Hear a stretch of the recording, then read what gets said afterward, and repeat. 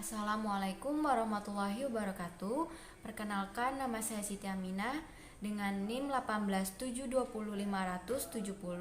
Saya dari Prodi Pendidikan Ekonomi kelas B, Universitas Pancasakti.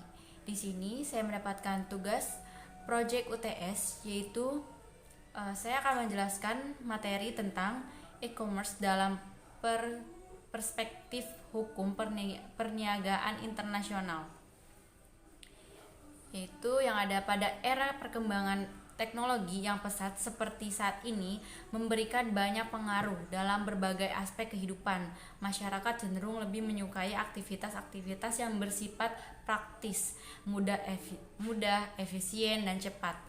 Seperti era digital saat ini, semua orang bisa memanfaatkan telepon genggam mereka untuk memudahkan aktivitas-aktivitas mereka.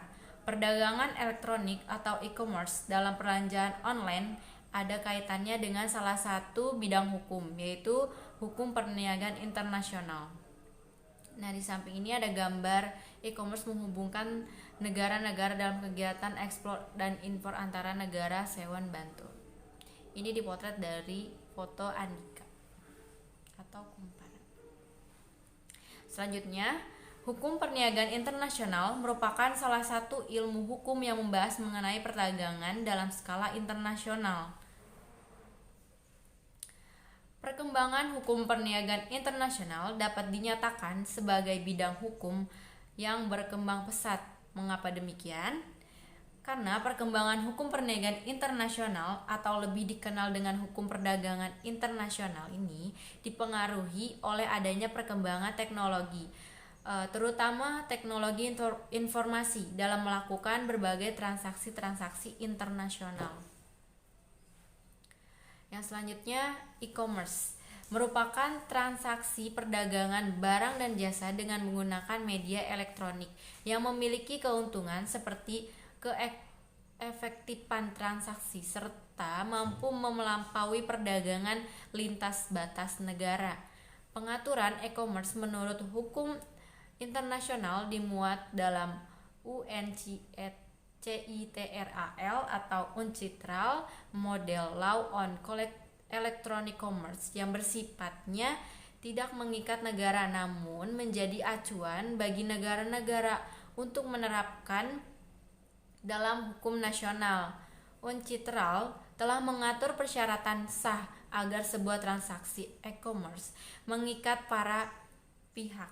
Di Indonesia, e-commerce ini diatur dalam Undang-Undang Nomor 11 Tahun 2008 tentang Informasi dan Transaksi Elektronik, Peraturan Pemerintah Nomor 82 Tahun 2012 tentang Penyelenggaraan Sistem dan Transaksi Elektronik, dan Undang-Undang Nomor 8 Tahun 1999 tentang Perlindungan Konsumen atau UU-PK sebagai hukum nasional yang mengatur ketentuan transaksi e-commerce secara pelindungan hukum yang memadai bagi konsumen dalam melakukan transaksi e-commerce. Yang selanjutnya itu ada ketentuan menggunakan e-commerce, yaitu yang pertama, transaksi dagang menjadi lebih efektif dan cepat. Yang kedua, transaksi dagang menjadi lebih efisien, produktif, dan bersaing. Yang ketiga, lebih memberi kecepatan, ketetapan kepada konsumen. Yang keempat, mengurangi biaya administratif. Yang kelima, memperkecil masalah-masalah sebagai akibat perbedaan budaya, bahasa, dan praktik perdagangan. Yang keenam, meningkatkan perindustrian logistik. Yang ketujuh, memungkinkan perusahaan-perusahaan kecil untuk menjual barang secara global. Yang terakhir yaitu adanya hukum perniagaan internasional.